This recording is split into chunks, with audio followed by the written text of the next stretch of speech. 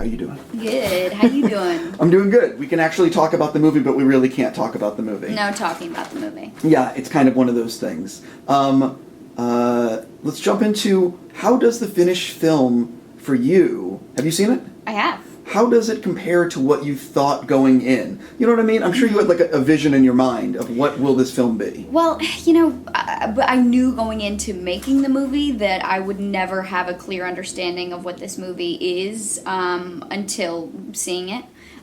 So I never really had expectations or anything, because it's so hard to visualize the Brad Bird dream, you know, or that conceptualize what he's thinking, you know, and to put it in my imagination. I can only go so far. He's, you know, leaps and bounds beyond me when it comes to imagination. So I was super happy with the finished product, and it was so exciting to watch it and just see it come alive and see really the scope of the film.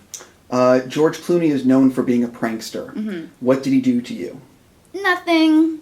Are you serious? I'm special. Very special. That is not true. He said, you know what, you're so cool, I'm not even gonna prank you. You're the coolest. Really? No pranks? No pranks. I mean, he's goofy, he's always goofing around, but no, like, legitimate, crazy Matt Damon prank. I'm very surprised. That is a sign of respect. Look, we got some time still, so don't get too excited, but yeah.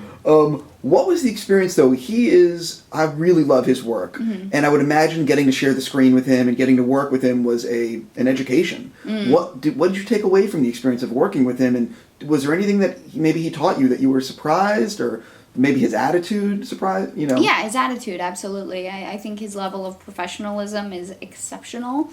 You know, he really takes time. You know, there's not any part of him that feels like it's a chore, you know, to be there and be interacting with people and to engage. So that was really impressive to me. You know, I feel like a guy who's that busy, who's literally like editing a movie while we're shooting, would be too movie star to even hang around with us. But he gave us so much attention and was constantly entertaining us, and that was really surprising. One of the things that I'm very happy about with this movie, female protagonist, not searching for a love interest, not boy crazy. Like, it's just, there's a lot of things in this movie that I'm very happy, especially with my sister. She has kids and girls, mm-hmm. and so was that one of those things that when you're reading the script for the first time, you're like, oh, wait a minute, wait, what? You want me to be a scientist? You know what I mean? Right, yeah. I mean, I think it's, you know, it was such a rare read, to be honest with you, to read a story about a 17-year-old girl who's like trying to take over the world and saying no for, you know, not taking no for an answer, and really passionate and driven and knows what she wants at such a young age. You know, that was really appealing to me across the board. But then, you know, taking on the fact that she's like this technical genius and a science nerd, and she wants to be a NASA engineer, and all of that was just like, I mean, I'll try, you know. Okay. Was there, I would imagine when you're filming a movie like this, maybe there's a day or two that you'll always remember, like memorable moments from filming. Mm-hmm. Is there a day or two when you look back that you always think about from the filming, you know? Mm-hmm. Yeah, I was just talking to Brad about it today, because he said, you know, now that you've watched the film, do you remember the pain of how hard it was during those technical days of really having to work very hard on the technical side of things? And I said, you know, I don't remember the pain. I think, you know, the pain is so temporary and movies are forever. He even said that to me. Brad Bird, he said that to me before. And it's true. Like, I look back on those days and I remember being like, God, what a challenge. And I never thought I'd even be able to attack it or overcome those obstacles. But I completely did. And it turned out to be such a movie that I'm proud of, you know. I was making a joke off camera. I'm calling her Rafferty. Rafferty, yes. Right. I don't understand where this name is sticking in my head. Mm-hmm. What is her real name? Raffey Cassidy. Right, there we go. Yeah. I'm going to stick with Rafferty just because I'm an asshole. Okay, cool. So just don't tell her that. Don't say it to her face. No, She'll take it like a champ. Right, I spoke to her, and she's one of those old souls. Mm-hmm. I have to say, as I said to you off camera, I was really impressed with her work. her performance. You like, I forgot she's a kid actor, which is my best compliment I can give. Oh, yes, exactly. When did you first meet her, and talk a little bit about working with her, and were you like, wait, how old are you? What's going on here? Right, yeah, exactly. yeah. Well, the first time I met her was actually during the screen test when I flew up to Vancouver to audition with her. And I was taken by her from the moment I met her, to be honest. I was just like, you know, she was there's something so sweet and, like, her spirit. It's completely her spirit. She has this really beautiful spirit, and I can't say, you know, I can't even say what it is specifically, but she just is so much fun to be around, and everyone wants to be around her all the time because she's, you know, very professional, loves what she's doing, you know, hates to go home, never wants to go home, wants to be there all day and night, and on top of that, she's a really talented person and works so hard. I've never seen someone work so hard in my life, and she's 13 years old. I thought she was 12, so I've obviously Well, she was 12 when she shot the film, now she's 13. Yeah, I've clearly made a huge blunder. I told her that. Anyway, moving past That's okay. One of the things that I really enjoyed from just an Easter egg perspective was the comic book scene, the comic book store scene. Did you hypothetically borrow anything from set that day? No, but I asked for tons of those things. I wanted, like, one of those there was tons of, like, the vintage, you know, fake, whatever little guns those things are. Laser beams. Laser beam guns. Sure. I wanted some of those. It was, like, a really cool Iron Giant poster that I wanted to get Brad to sign and steal. I asked for a lot of things. None of it happened.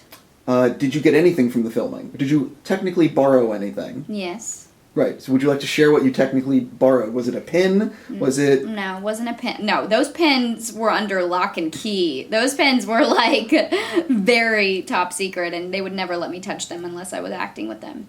But I borrowed / put in my backpack one of our extra NASA caps that I wear in the movie a lot. I would imagine that's actually a very good prop for that. I would imagine that that's cool. Yeah, well, we had like 8 of them, so I figured if they're missing one, then we got a problem. I don't think they're going to say anything to you. I think you might escape this thing. And I also escaped with a script, which they don't know about. Oh, well, maybe. Well, they do actually know about it, but they even asked for it back. I just ignored it. That's interesting. Now, is it the type of thing with a script like that you're casually asking people to sign, but not mentioning why? No, I don't have anyone signing. I didn't have anyone sign it, but because, you know, you couldn't even bring the script on set. Like, that script had to be, like, in a safe at all times if you weren't reading it. This is a huge Disney movie. What about this experience has maybe really surprised you, or would surprise people to learn about being part of such, like, a massive, you know, summer spectacle of a film? I'm so sorry about this. I swear I turned it off, but I think I turned it back on accident. You know something? I think we'll be okay. Okay, sorry. Something surprising? I mean, like, just being part of something like this big, and something that you're traveling the world to promote. Is there, like, from the outside, I'm sure people... I'm just curious if there's something that you know, would surprise people to learn about the process, or something that surprised you about being part of such a huge thing.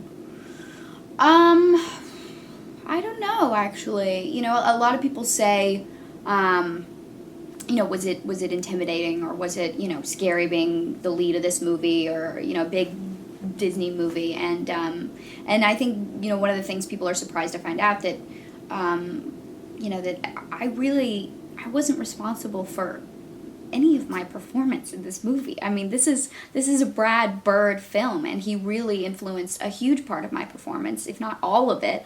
And I think that's what happens with these, you know, big movies. You give them to a guy like Brad Bird to take control over, and, you know, he writes it and he directs it, and this is his vision. And it's really 100% him. I was just sort of the caveat, you know. I was just the person who said the lines and the acting. I think you're underselling your performance a little bit. I don't know. I think you are. I think you did a pretty good job. Yes, but I merely took direction from a brilliant mind. Is what happened. I appreciate how humble you are. But I don't think that's what it is. But okay, sure. Thank you. Yeah. I'll take the compliment. If I'm not mistaken, you also filmed Cook. Is that? I think that's what it's called now. What can you tease people about that project? Well, you know, that's a movie that you don't even really have to tease because it's a movie that you can talk about I can talk about the story. I can talk about I can talk about the characters. I Right. can tell you anything you want to know. Sure. Well, what can you tease people? What can you? What's the log line that you can tell Yes. people about the project? Basically, you know, Cook is about this single mom. She's raising a young girl. My character's name is Charlie, and you start out with my character at 11. I don't play that version. I play me at 17, or Charlie at 17. So it takes place in the 70s, and this man by the name of Mr. Church, who's played by Eddie Murphy, comes to work for this single woman and her daughter because she's dying of breast cancer. And he's supposed to work there for 6 months, but ends up, you know, living there for 6 years and becomes really a part of their family. And when the mother passes on, he stays connected to Charlie, my character, and it's about their relationship and how it spans decades. And it's, you know, it's very unconventional, but it's a sweet story. It's based off a true friendship, and I love it. I would imagine getting to work with Eddie Murphy must have been effing cool. It was so cool. He's like the coolest. It's like very funny to be around him because he's just always so cool, you know. And also talk about someone who can take direction. I don't think I've ever heard him respond to a director, to Bruce, the Beresford, who is the director. He would always come at him with, you know, direction, and Eddie would just be like, taking it and just did it all the time. Never, you know, one word about it, would just trust in his director, and I thought that was really cool. Yeah. That's not, you know? That's not the norm. No, just the fact that he was like, done, and just does it. My last thing for you, because I got to wrap. What are you thinking about doing in the future? What's coming up this summer, maybe? I have to do something good. I mean, that's the tricky part. Is because doing a movie like this, it makes you want to work on really great movies with great people. It's hard to come by, you know, finding a film that makes sense after something like this, and hopefully that happens for me, but I'm not pushing it. I'm not putting a lot of pressure on myself. Just kind of want it to happen the way it should. I completely understand. I will wrap there and say congratulations on this. Thank you. And let me hit stop.